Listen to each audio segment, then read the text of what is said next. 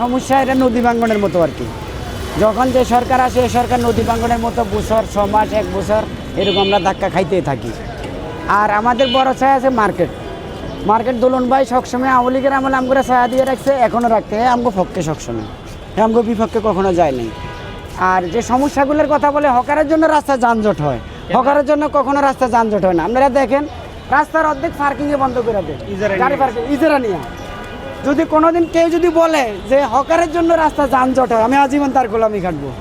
আপনি দেখেন মতিঝিল যান, গুলিস্তান যান, আমাদের বাইতুল মোকাররম যান, পল্টনে যান, যেখানে যান রাস্তার 2 পাশ ইজারা নিয়ে নাকি এটারে বলে নাকি ইজারা নিছে, ইজারা নিয়ে রাস্তার 2 পাশ বন্ধ করে দেয়। দেখেন আপনি ওই যে রাস্তা দাগটা দেখেন আপনারা, ওইদিকে একটু করেন।